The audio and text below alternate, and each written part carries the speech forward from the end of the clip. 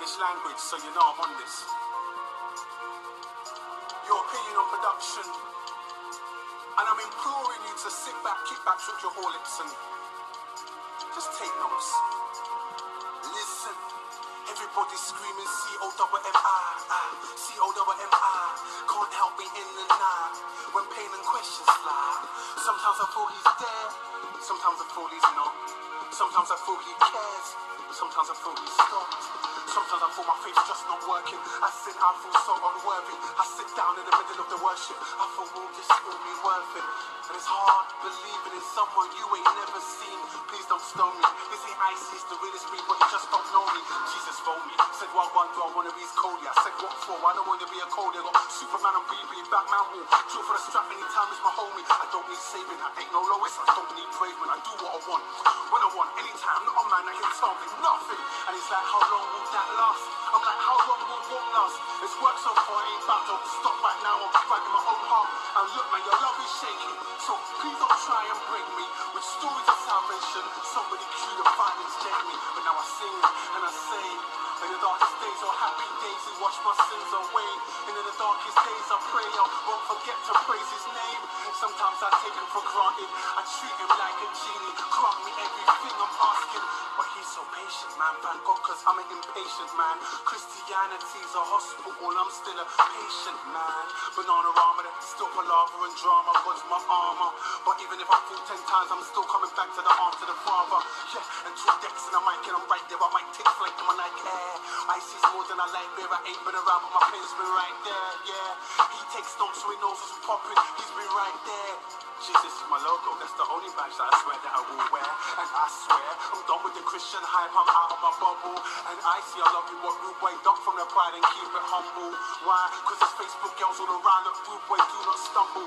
Sometimes it gets too much being Icie, and an apple crumble. What's for dessert? Lord don't deserve this mortal frame. When I disdain or disgrace your name, when I'm adored in a cloak of shame, with only myself to blame, that's how I relate with Cain. That's when Judas, yeah, fam, I see your movements. Realize I ain't no better than you. Give up the difference between me and you. I do what you did, I do. I'm the blocks at the same bottle. Cross the line like I'm strolling. Champion bat and I'm holding. Trumps compassion, move with action, not like Jackson. I mean like fix up seminar. Not Jamaica, but the food I love. No. You see, we're breaking it down for a second. The flow is good, but it's all about content. What are you saying? What's your message? I'm excited on the track and no psychiatrist, this is my couch. The booth. Blessed man walking all day, every day, sealed up, well, let's get back into it. Me still. I wanna shine like Swarovski when I'm on a mic or a hot beat. Icie can't stop me, I hop from 8 to 16s. On my ones and I'm 10 years only. Long breathing, no teething. I'm far from Fardy Ruskin. Raised by a pack on mics in a stable environment of music. That's why I do this. And I did this, I does this. Man start dogs with Jackson, I've laughed with Hardy. No clue why they're hyping Ed Hardy. I don't hop, I am the bandwagon. I've been slacking with the pen, but I swear that I'm backing. And if Icie said that he's backing, none of my pen is backing. YouTube videos kept me checked in. Governor be held the full, kept repping. I ain't trying to be the best of the best. I'm trying to do the best of my best. I'm doing the best of my best. I hope I set a pace. Rest to express, got nothing less. And if I ain't writing, rude boy, I will speak to the world from my Facebook notes. Rude boy, take note. I got responsibility to only speak truth to my people. Only speak what I've been through. Jack your gun talk, hide them and speak what I've been through. Ain't shot nobody, kidnap nobody. I'm sorry, what would they even do with a body? Some are so bushkin, some are so boxer. Some were with Gibsons, tucked in the boxes. The goons are running, the straps are coming. The tints are down, the snub is out. They won't pep to lick shots out. Most fear comes from south, that's why goons are smoking at the back of the bus. Nobody opens their mouth. Gonna wanna be more sincere than a reborn. How we see more, no more seesaw.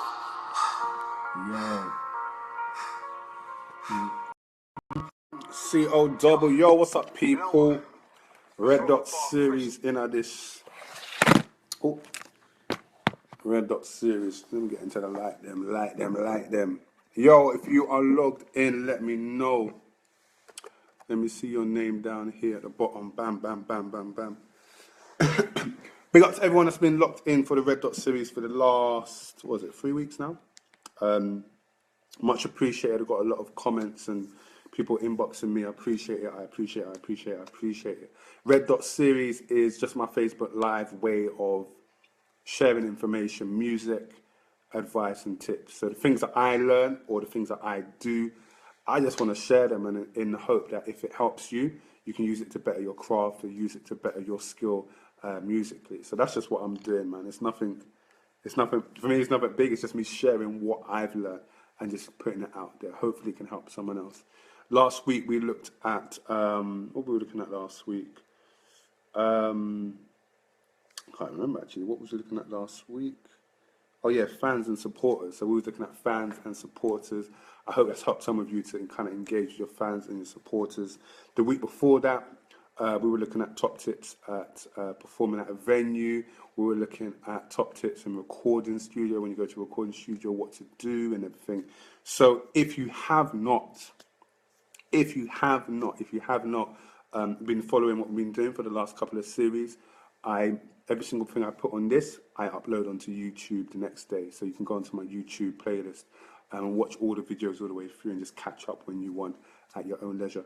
Big up to all the teachers, half term right about now. If you're a teacher and you are on half term, man, put your message in the comment section. Just let me know you're a teacher, man. Big up to you lot. You lot work hard, even though I know you're half term, you're going to be working. So it's a mad thing still.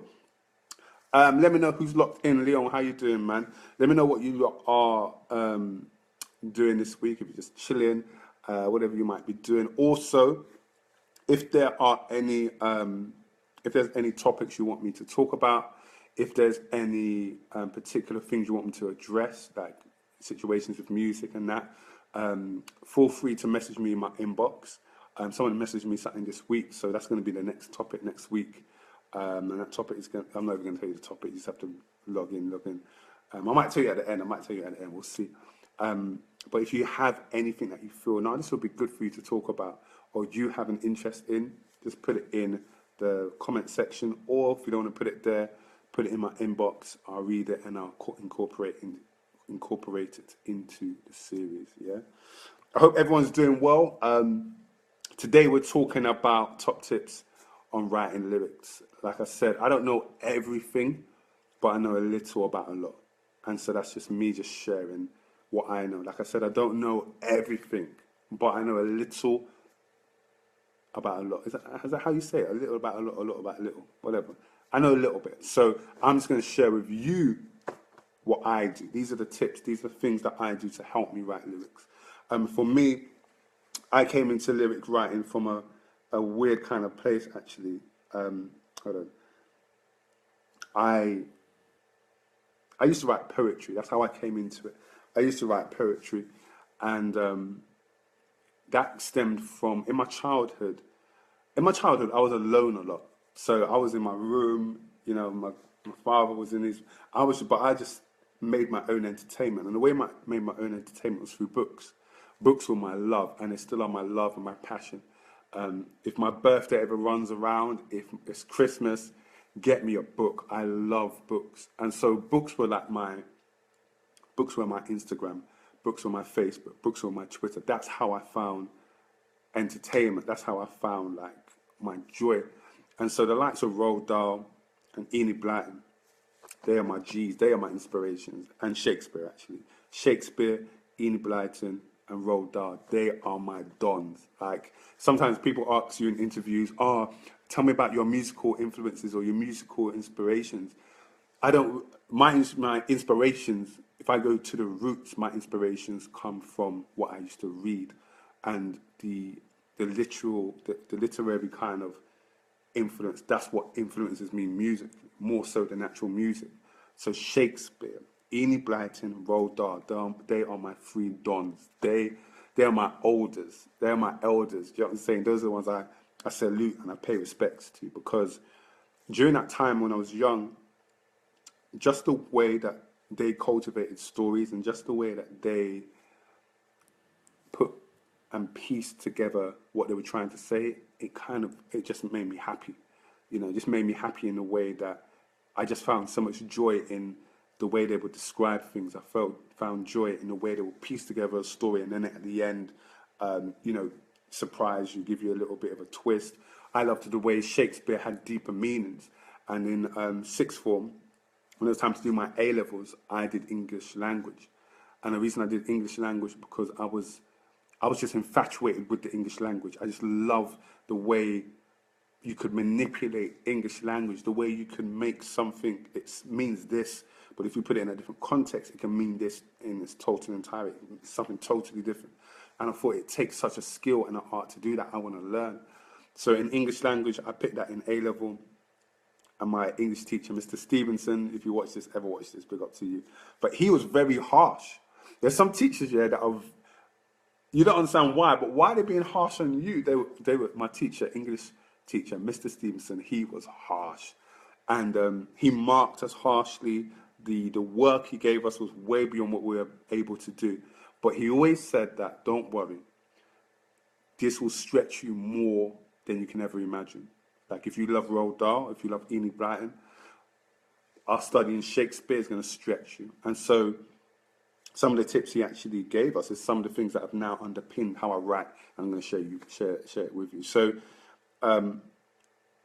I come from a place where English language, literature is my foundation. That's my foundation. And so whenever you hear my lyrics, whenever you hear my music, and if you feel you appreciate the lyrics, that's where it comes from. It's from those kind of roots in real literature and manipulating the English language, understanding things like onomatopoeia, understanding alliteration, metaphors, similes, those are the normal ones. But just understanding how to use them in the context of music and to tell your story, to share your message. So that's where I come from, and that's where I kind of want to, those are the kind of things I want to share with you today. Those are the kind of things I want to kind of just give as tips and advice. So that's where I come from. Now, in the musical sense, I started with poetry, but then I moved into garage. That's where I first started, UK garage.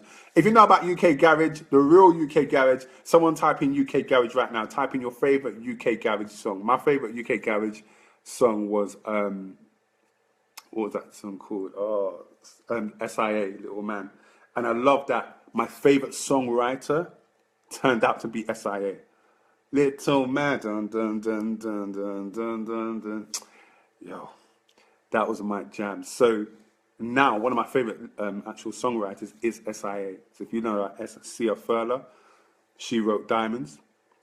She wrote Rihanna Diamonds. And when I heard Rihanna Diamonds, I was like, oh my gosh, this song's amazing. Who wrote it? When I found out it was her, man was gassed. I was gassed. I was like, Sia. And so I started off in the UK garage days, writing lyrics, and I didn't really have any much experience before that. I just thought, you know what, let me just do what everybody else is doing. So I started doing garage. Garage was easy to do because you could just repeat the lyrics over and over. It was very simplistic in the way that you wrote, but I was drawn to the people who would, you know, put a bit more into their lyrics, who made it a bit more complicated, who made their rhyming schemes a bit more complex. So I got drawn to grime. And grime, I thought, whoa, like, obviously the energy, the passion, it really drove me to it, and thinking, wow, do you know what? Again, even in that sphere, I was drawn to the artists who were a bit more technical with their rhyming schemes, the Kanos. Dizzy Rascal, for me, I loved Dizzy Rascal because he was the first grime MC who paused before the beat. So before he would drop his lyrics, before everybody would in UK garage was preoccupied with jumping on the beat, and so the beat was going to drop, get the beat. Dizzy would wait. He start that, get that what, been there, done that, had that what. He's got a Nokia, take that what. So he would stop, he would wait, and then do it. And I was like, I could see in the raves, when I was raving back in the day, I could see how it was such an amazing skill. I don't know if he realized he was doing it, but it was an amazing skill because it gave everybody the opportunity to take a breather, then get on board with that lyric and take it through. So I went through my grime phase, and you know that song I played at the beginning, that was called Inhale Exhale, and I'll talk about that a little bit. That grime phase for me was very important. That's when I was doing commission, and you know, I tried to fit as much as I could into my lyrics. I tried to leave people with meaning. I found it very difficult to just write for the sake of writing and not say anything. I needed to say something in these lyrics. And Inhale Exhale, when I was doing grime, Inhale Exhale 2009, this is the one that people always stop me for or message me about, that one really helped them during their period of time. And I remember when I wrote that one, I wrote how I felt. And before, nobody was really doing that. But I just wrote how I felt. In one of the lyrics, I say, sitting down in the middle of worship. Because I didn't want to worship. You know what I'm saying? So I was sitting and I wrote that, and a lot of people got messaged me, messaged me and were like, that really resonated with them. When you're worshiping, the worship is going on around you, but you're the one sitting down. And the reason you're sitting down is because you're not feeling the worship, because there's so much on your mind and your brain. And in that period of time, I was very preoccupied and very consumed about putting these things in grime, putting those things in these lyrics to make them a bit more deeper and have people walk away with a deeper meaning and listening experience. Finally, I moved from grime to hip hop. The reason I did that was just because I love grime, but I wanted to be able to say more. And I wanted the opportunity in a track to be able to expound on whatever topics I was talking about without feeling I have to rush it. Whenever I would perform these lyrics, and again, I'll talk about these in the tips, whenever I would perform grime lyrics, I would find myself running out of breath, so much so that, the art form was lost because I was trying to keep up and say so much. Hip-hop enabled me to slow it down and say what I wanted to say, but with even more expression, even with even more character, even with even more, intonation. Add all these different techniques, but I had more time to do it. So now that's where I am. I'm at hip hop, but because man's on a rap team, don't think I can't jump on a grime team. I can always jump in and out of the genres. So I just say all that to give you like a brief history or a brief kind of background of where I'm coming from. Like I said, I don't know everything about songwriting, but I know a little about what I know and what I implement in my writing. And I just hope that helps you, So that's the background I'm coming from, a literary background, but also a background where I have morphed with my writing. It's transformed over the years across different genres. And so that's, with all that kind of information, that's what I'm coming to bring to you today. So, first thing I would say, top tip, number one, top tip. Are you ready? Are we ready? Who's here with me, man? Make some noise. Make some noise in the comment section or something, because man needs to know that someone's there. Listening, let's engage. Write something there. Write your favorite lyric or something. Let me know that you're alive and you're breathing, yeah? Okay, so first top tip, number one. Know your what. So last week, I talked about know your why. Okay, so we were looking at fans and supporters, and I said one of the major things is whether you have fans or supporters or not, you need to know why you're doing this, so that if you don't have no friends, no fans, no supporters, you still keep doing what you're doing because you know what you know why you're doing what you're doing. You know your vision, you know your purpose. Now, when it comes to lyrics, my top tip number one is know what. What is your message? What are you here to say? Let's go again. Know your what. What is it that you are called in your position, in your music, in your art? What are you called to say? Now, you don't have to, it doesn't have to be something deep.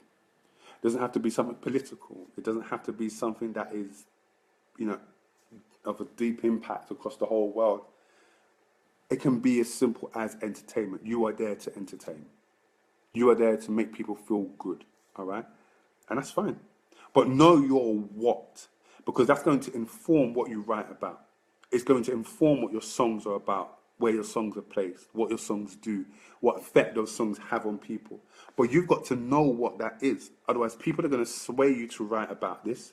People are going to sway you to write about that, etc., etc. So know your what. For me, when I came, in a sense, into the game and writing, I I always tell people that I'm a Christian, and when I became a Christian, there were so many people that were telling me, like, you can't listen to this music, any music that's not Christian, you cannot listen to it. This is the music you have to listen to, and they signposted me to gospel music. Cool. My problem was I loved Michael Jackson before I loved Jesus. Can I say that again? Can I preach? I loved Michael Jackson before I even knew about Jesus. So you trying to say to me all of a sudden, everything I've always listened to or fell in love with, I have to unlove that and love this new thing. I was like, nope, that ain't gonna work for me. No. And I remember there was this massive thing that came around, was, behind the music or behind hip hop. I think it was like a DVD came out, and youth groups around the whole UK just went nuts. People were smashing their CDs. Oh, I'm not going to listen to it. And then 4 months later, they're listening to the same thing. And so when I came into music, I said to myself, you know what? I've listened to this new thing. I didn't like gospel music because gospel music for me was just, and I still have issues with it now. I don't like it that much. Gospel music for me was just, it only painted one picture. It didn't paint the whole picture. It painted one picture, a picture of God is amazing, God is glorious, God, being a Christian is the most greatest thing in the world. I love Jesus. That's cool for you, but I was living something totally different. Yeah, I was listening to something totally different. So I was experiencing something totally different. My life as a Christian, I was going through my own struggles. I was going through my own issues. And not that music there was not catering to what I was going through. It was not even touching any of those issues that I was going through. And so I thought, you know what? I can't find it here. I can't necessarily even find it in the music I was listening to before. I'm gonna have to create that music. And I knew then that my what was to make music that connects with people in a way that is irrespective of whatever background you come from. That you can plug into my music. You can plug into my music at whatever level you are at because of the things that I'm talking about. And through that, may God use that as a connection for him to get to you. All right, that was my thing. So I wasn't going to be predominantly Christocentric, but I was going to hold on to my faith no matter what, because you can never take that away from me. But the topics I would talk about, the issues I would bring up, the situations that I would bring to the forefront would always be ones that I felt related to me and could connect to the wider world, whoever. And so you will find songs on the projects I bring out talking about suicide, talking about male domestic abuse, talking about God and Christianity, talking about what it is like to be a Christian, but at the same time talking about a soldier coming home from war, talking about what it is to be a man, etc., etc. So that's in me stepping back and asking me what is my what.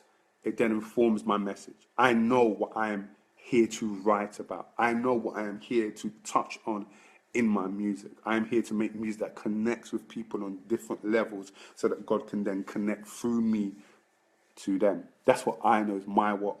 You have to know what your what is. Tiny Temper, he knows what his what is. He knows he is not the greatest lyricist in the world. But he knows that. He knows his what though. His what is, I create music you dance to. I create music you come to the festival to listen to. I create music that can be played on the radio and give me 11 or 12 number ones. That's his what. He knows his what. Governor B knows his what. He knows exactly what his message is and what it is he has to write about.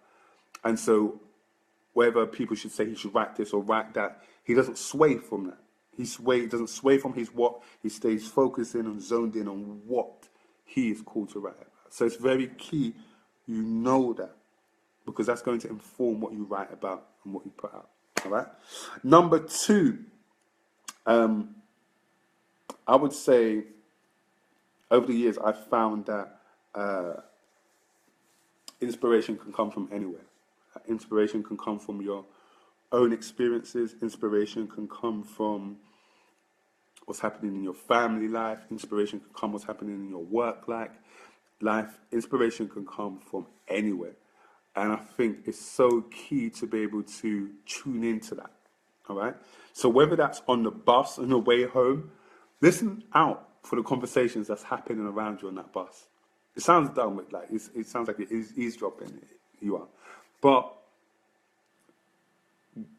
draw inspiration from all around you, like all around you. Like inspiration just is just there, waiting to be grabbed, and that's why sometimes some of the songs that connect with people the most are the everyday, are songs that relate to everyday living. Yeah. And so try and see where you can gain that kind of inspiration from, like back of the bus, train conversations, things you hear people say in passing, conversations you have, WhatsApp groups, WhatsApp messages. There is an abundance of inspiration out there if you're tuned into it and you're ready to think, right, how can I actually turn that on its head and use that, to create music, to create art. I do this thing, and this is a tip, a practical tip. I literally go on my iPhone notes, if you've got a Samsung, I go on my notes and say I'm thinking about something through the day, or something is definitely on my mind that is bothering me. Or it couldn't be bothering. Maybe there's something that's happened that is just absolutely amazing. Alan, how you doing, man? On your iPhone notes or your Samsung notes, just literally type in what you're thinking. No holds barred. What you're thinking. Like everything. If you're swearing in your mind, write the swearing. Like write down everything. Like write it with no holds bars. Just be writing. And just let it flow. And this thing here is called it's something in the principle of psychology called stream of consciousness. You might have heard of it, you might have not. The stream of consciousness is just you doing that. It's the ongoing outpouring of thoughts with no filter, no limitations. And what you'll find is that in your iPhone notes, you will just have a stream of thoughts. No holds barred, a stream of thoughts with no limitations, no restrictions. And in each line, I'm sure you can find, like if you had like 10 lines of streams of consciousness, each song I'm sure could relate to like a song. And you could pull out from it. And you can go back to it, maybe leave it for a day or an hour, go back to it and see, oh my days, what have you written? Go and analyze, go and digest what you've written and see what you could pull out from it that you could actually turn into art. Right? So that's something practically I do, the stream of consciousness, all right? And that's a way for you to draw, it draws down all the inspiration around you and how your thoughts are processing it and puts it in one place that you can draw from. I remember the woman who wrote Liberian Girl with Michael Jackson. She had a notebook. So I had my iPhone notes, but she had a notebook. And that notebook, she would just write anything, any form of inspiration. If she saw an advertisement and there was a strap line that was very, really drew her, she would write it down. If she had a conversation with someone, again, she would write it down and it stood out. She'd write it down. And so when Michael Jackson sent her that instrumental for Liberian Girl, she said that she had written something in that notebook that just struck a chord with her when she heard that song. And when she went back to that notebook, she saw Liberian Girl and she just started to write. It just flowed right through her. And so that's something that I really, really encourage, because you never know where your next hit can come from. You're one hit away. Plug, November the 7th, my EP. Make sure you pre-order that. And so make sure you try that. Give it a few goes. Use it as an exercise just to get the juices flowing if you're trying to find new material to write for a new project or whatever you might be putting out.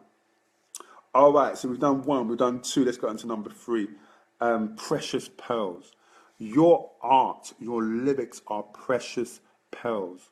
Whatever you write, because you thought of it and you wrote it, it is precious. Don't throw it away. I repeat, do not throw your lyrics away. Some people will write something on paper, think, this is rubbish, screw it up and throw it in the bin. No. Do not throw away your lyrics, because the lyric you throw away today could be the start of your album tomorrow. Yeah, the lyric you throw away today could be the start of your album tomorrow. There are countless times I've written stuff, and on my iPhone, I do a lot of it on my iPhone or my iPad, and then I would delete it. That's it. I used to do that in the past. I stopped that. What I would just simply do is close that folder, start a new one. I have found months and years after, when I've heard a beat has been sent to me and I've needed to start it, I would go back to my stream of consciousness, or I would go back to those lyrics that I started and never finished, and one line will be actually the start of that song and will trickle off into a whole new song. So do not throw away your lyrics because they're pearls. They're so precious. It's art. And the reason it's art because it never ever existed until you wrote it. You've got to understand how deep this is. It never existed until you wrote it. It never ever existed anywhere except in your imagination, and then you put it to pen, or you put it to your notepad or your iPhone. So you can't scrap that, because that is precious. That art which you have penned with your own mind, the way you have brought those words together, the way you've created that context, the metaphor, the simile, whatever you've done, you never know what piece of gold it can be down the line. So don't throw away your lyrics. Hold on to them. I've got stacks and stacks of lyric books from years, but they're in my cupboard and I keep them there. And every so often I flick through them, because even though I've progressed from, say, when I was 16, 17 to now, you never know when that lyric you wrote at 16 can be the start of a chorus, or a bridge, or whatever it might be. So don't throw away your lyrics. Your lyrics are precious pearls. Hold on to them, because they can be tomorrow's album. Yeah. All right, let's get on to number 5. So again, if you just joined us, Alan, welcome. Everyone that's joined us, we are looking at, these are just my top tips on writing lyrics. Okay, just my personal top tips on writing lyrics. First one is know your what. What are you called to write about? Once you know that, nobody will sway you from that. Nobody can sway you from that, because you know that is what you've been called to write about, whether that's entertaining people, whether that's feel-good music, whether that's to, have Christocentric music that preaches that gospel message, whatever it might be. Know what your what is, so you can stick to it.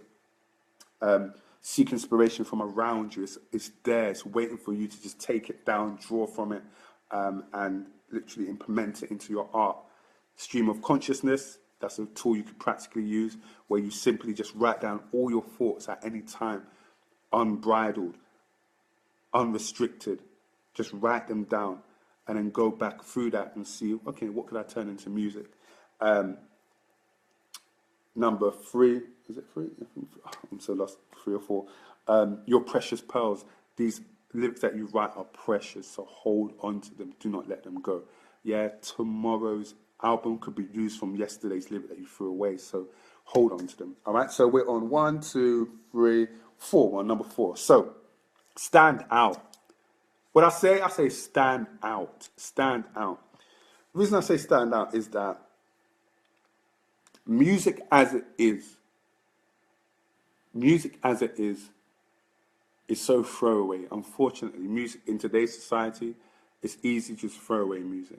It's easy to listen once and that's it, it's gone. So you're going to have to stand out in your lyric writing and what you write about. And you've got to say what they're not saying. You've got to say what they're not saying.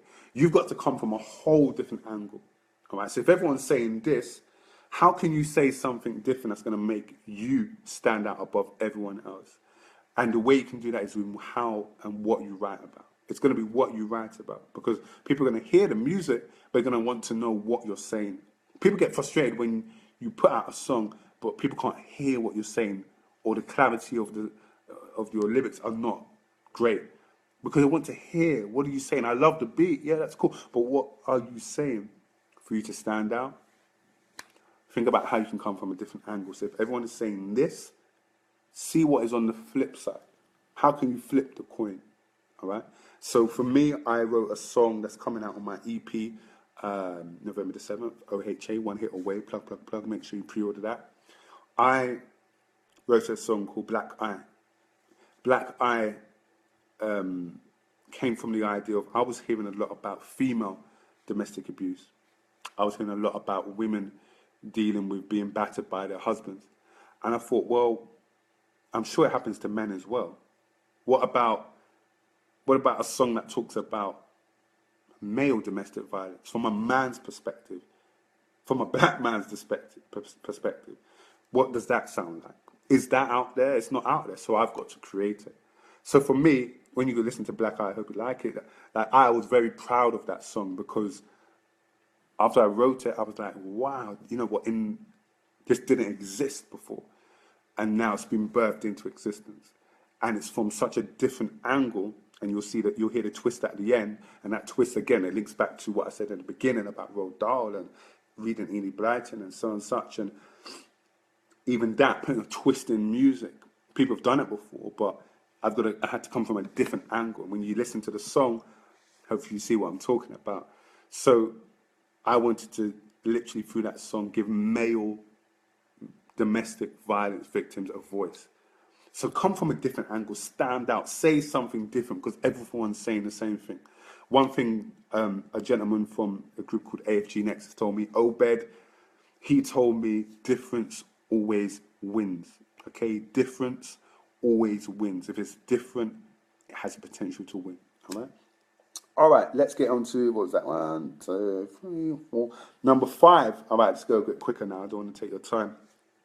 Practice and recite. If you write lyrics, you have to practice reciting them as a PA. The reason I say that is because it can sound very good on your pad, on your iPhone, and you spitting the lyrics. It can even sound great in the studio doing the lyrics. Try performing those lyrics and see if it has the same effect. See if you're able to keep up with the pace. See how does the breathing, does your breathing techniques help deliver this song? Because you can write lyrics and they sound good in your head, but when you have to deliver those lyrics, are you able to do it with the same quality and the same standard as that you've written? All right, because you don't want great written lyrics, but they can't be executed on a stage. You know what I'm saying? It's so key, especially when you're writing fast lyrics, like if you're doing like double timing. If you've written lyrics that are meant for double timing, can those double time lyrics translate to when you perform them on the stage? It's very key. And I think when you practice and recite doing that, you're able to see, okay, what do I need to move around? What word doesn't work here? What flow doesn't work here? And you're able to edit it before getting to that level and realizing, oh my gosh, I hate doing this song because I can't keep up. So that's something to just bear in mind. Make sure you practice and recite these lyrics, because the idea and the dream, I guess, is to be able to take them from your bedroom to the stage show. Let's go. Next one. Widen your vocab. Sorry, no. Actually, before we even go, practice on different genres. All right. I promoted a website last week called BeatStars. BeatStars. All right. BeatStars.com. BeatStars. Okay, and it's a website, loads of beats on it, and it has different genres. And the day before yesterday, I was actually going through different beats, and I first clicked on the one that I was used to. I clicked on hip hop. What they got for hip hop? But then they had R&B, and they had dancehall, they had ragga, and I thought, you know what?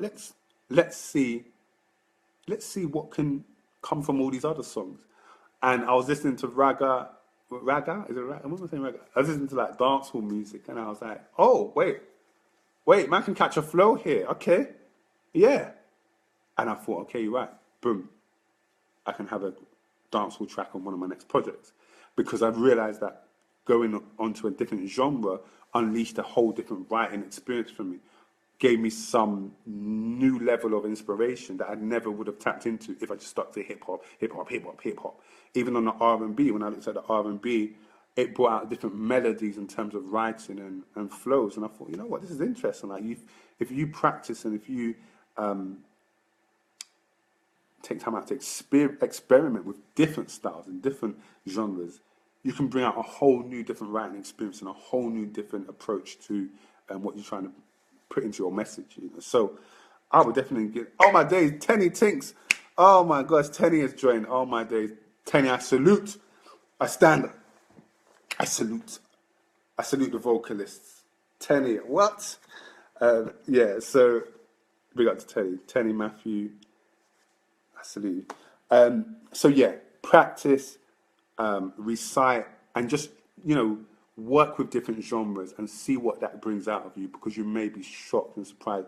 Nobody would have thought Drake would, with one dance, would go that way in terms of that kind of dance hall vibe. But in doing that, it spawned so many others to do the same. Tiger, Tory Lanez, all these other artists. So really try and experiment as much as you can with your writing. Which one are we on now? What are we on? 1, 2, 3, 4, 5, 6. Number 7. All right, widen your vocab. Okay, this means a lot to me because of the foundation I said I'm coming from. I'm coming from a literary kind of foundation. Shakespeare, they are my generals. They are my elders. Roald Dahl, Enid Blyton, those three, those are my G's. Those are my dons, because those are the ones that for me laid a platform and a foundation for me on how to write, and their grasp and their understanding of the English language and how to manipulate it, their grasp of the English language and how to use all the linguistic techniques, they, for me, inspired me to just write differently. And so even when I did my A-level English language, I remember my English language teacher would say to me, start to read above your capability. I was like, what do you mean? Start to read above your capability.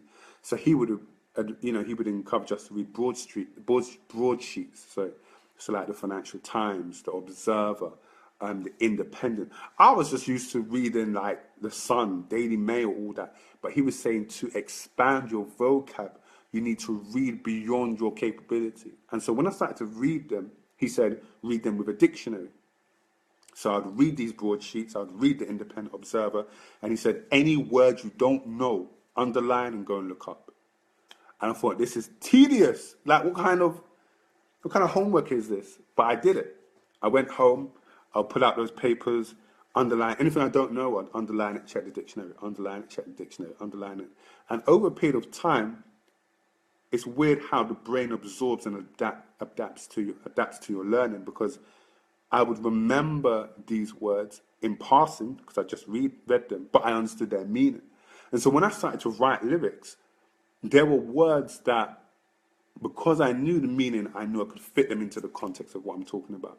I knew I could introduce them into sometimes, a sound of a genre that is devoid of them.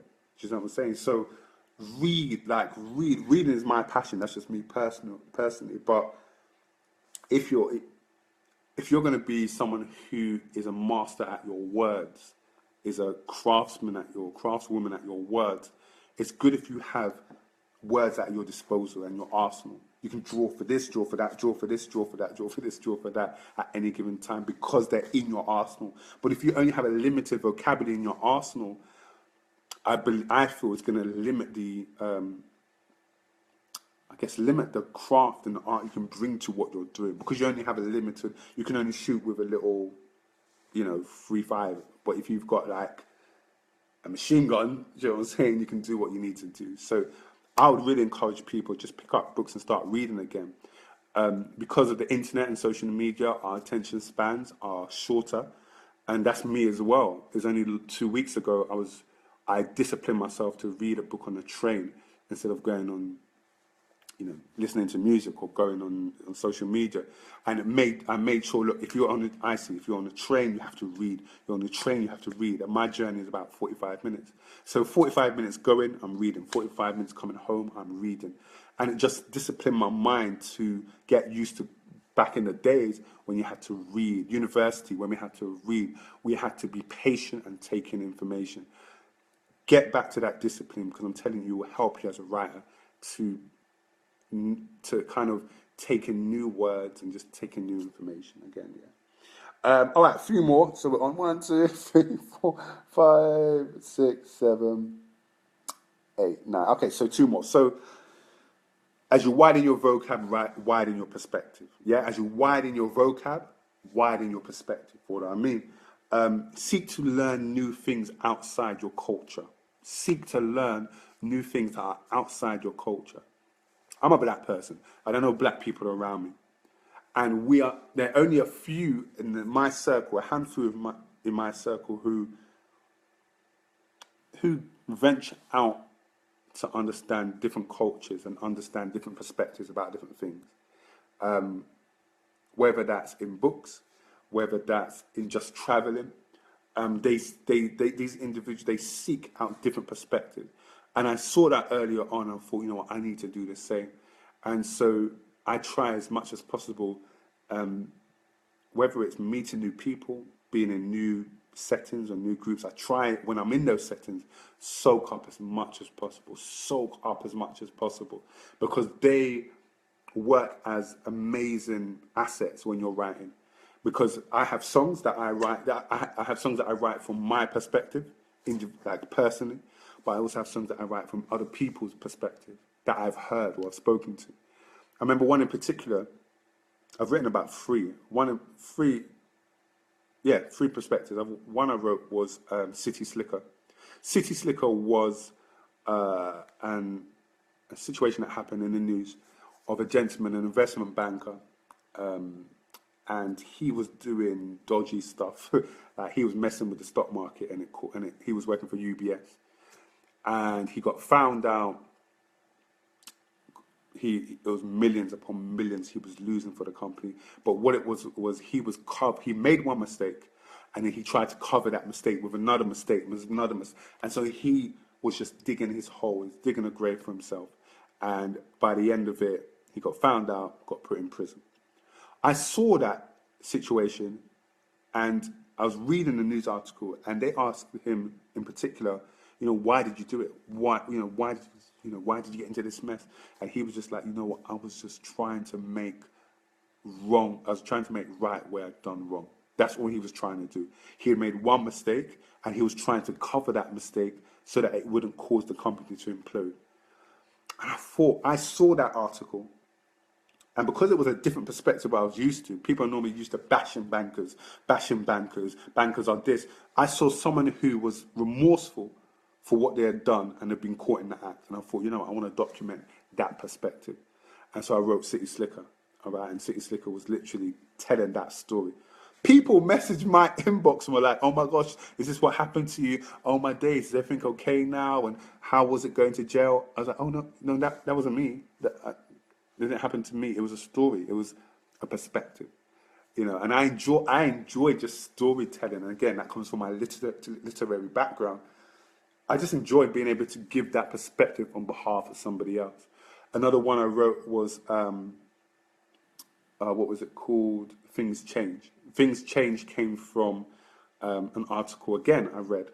And a few people who are in football that I know, who are in that football career lifestyle. And the article was written by a footballer who was parading as a secret footballer. So he was writing for the newspaper, but he was not giving his identity. But he was giving insights into what it is to be a footballer. And one of the things he mentioned was how the fast-paced lifestyle of being a footballer is always saluted, is always, held in high regard. Like, yeah, everybody wants to be a footballer, the money, the girls, all that. But he said it's not cracked up to what it's meant to be. That there is a hollow still left in you. Again, I picked up on that perspective, and I was like, you know what? It's true. Everything could be gone, and things can change just like that. You could be high flying in your football career, have one injury, and that's it, over for you. It's so fleeting, and so you have to, if you are at the top, embrace where you are, but understand things can change in a second. So I wrote Things Change. So if you go into Google, if you go to YouTube, type in Icie, I-C-I-E, and Things Change. Icie, City Slicker. These are me taking perspectives and taking them from way outside my culture, because I'm not really used to these things, but going into them, understanding those perspectives, and then putting them into the art. Okay, so I really encourage you to do that. One thing I practically do, I read biographies. So Go to Waterstones, Amazon. I read biographies. Biographies, again, they present different perspectives of different people from all walks of life.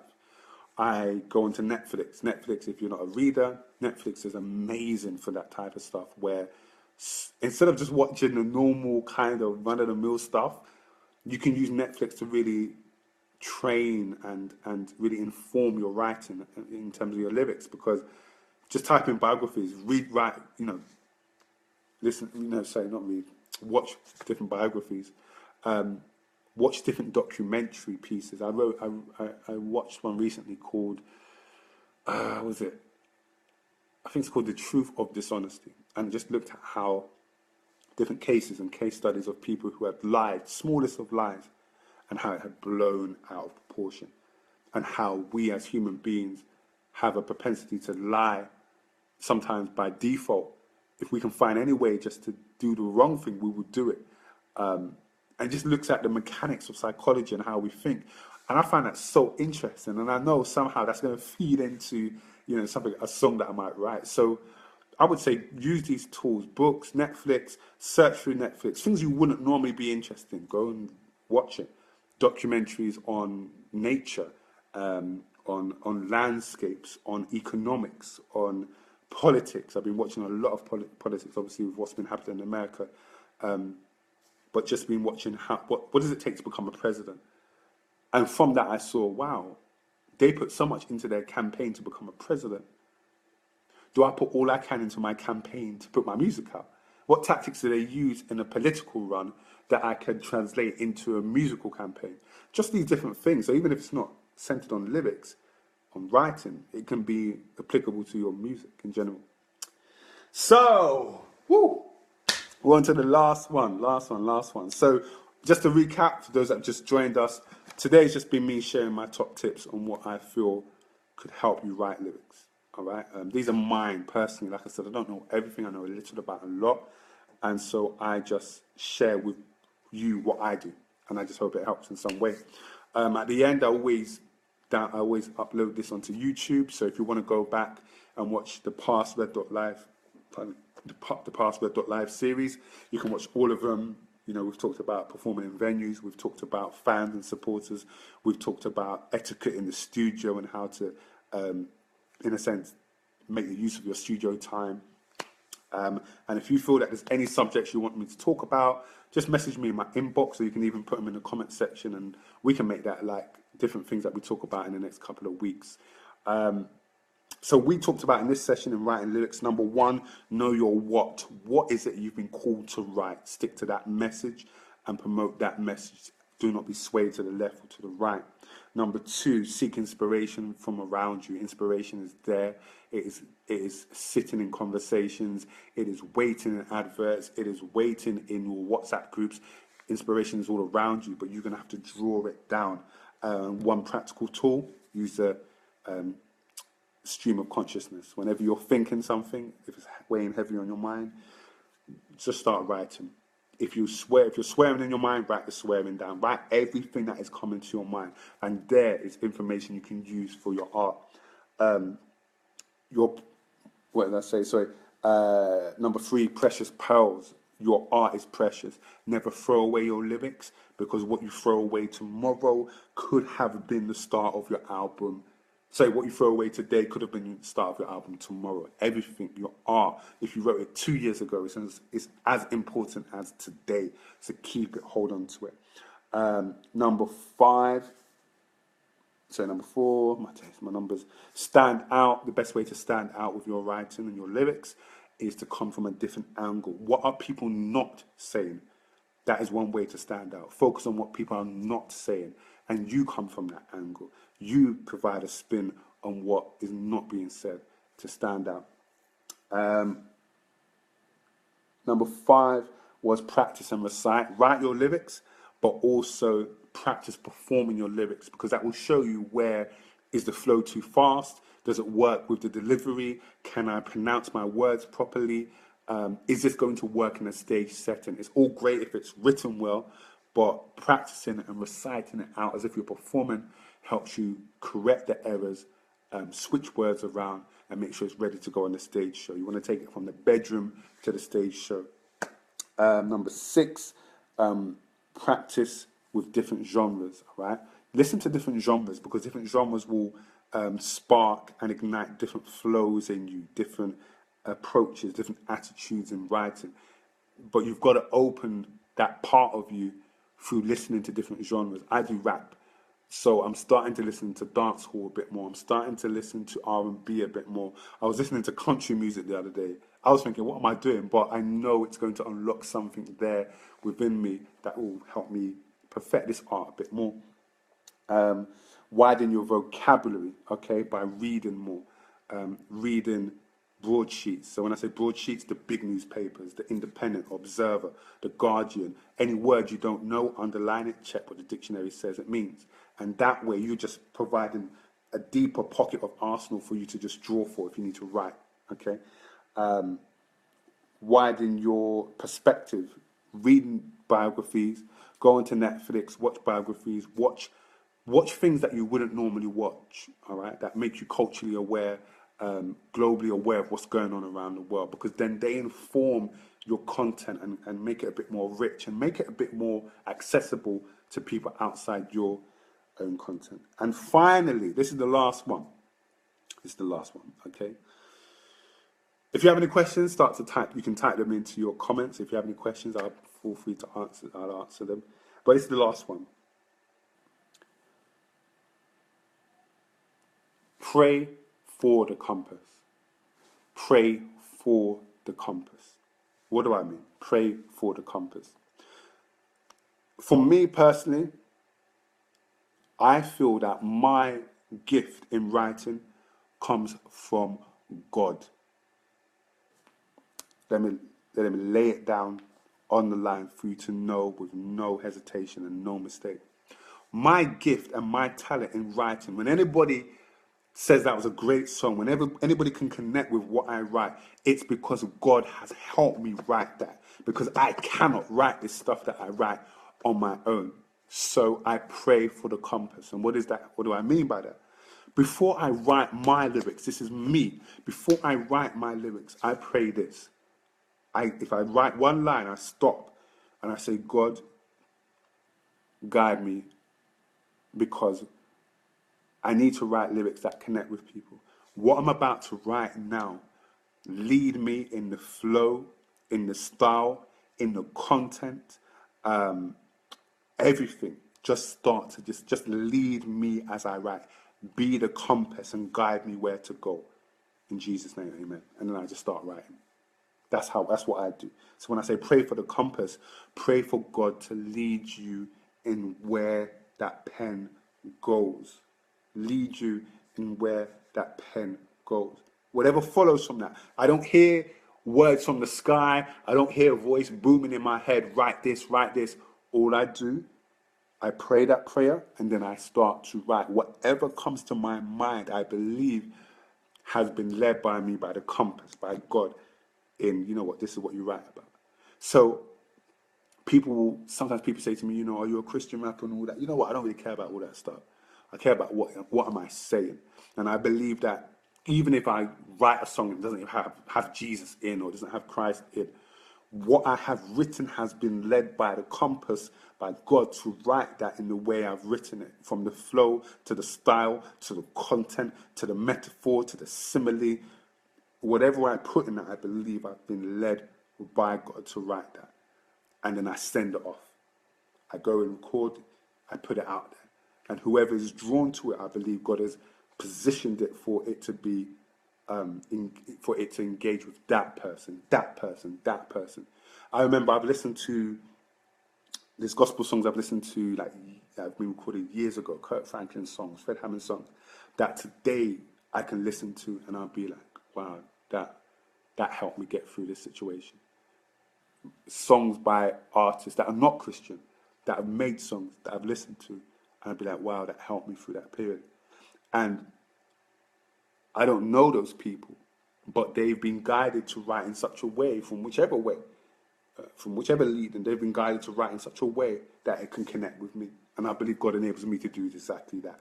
So that years down the line, someone can hear one of my songs and be like, you know what, that song touched me. And I'll be like, you know what? Well, thank God. And so when I say thank God, it's not the cliche. It's literally thank God, because I didn't write that. I've got a ghostwriter. Okay, and when I say the Holy Ghost, the Holy Spirit, that's my writer. He writes on behalf of me. He leads that pen to write what he needs to get out to connect with someone that I don't even know, in a different country, in a different part of the city, in a different circumstance, so that when the time is right, when I put that music out there, it connects. All right. So, guys, this is my tips on writing lyrics, my personal tips. Yeah, not everything has to apply to you. You don't have to do everything I suggested, but if it helps, do it, man. If it helps, do it. Do you know what I'm saying? Like, I just want to share information that has helped me, because I can't just bottle this all up and then die. No, like I've got things to share, stuff that I'm saying that I feel can benefit someone. If it can, take it on board. All right. So this is the end of my top tips on writing lyrics. I hope it's been beneficial. If you have any questions, hit me up on my inbox, or if you've got questions on the comment section, feel free to share that now, and I can answer them as well. If you want to catch up with all the series, the Red Dot Live series, it's on YouTube. Just type in Icie, Red Dot Live series. This one here, I'm going to upload tonight, so it'll be ready for you tomorrow morning.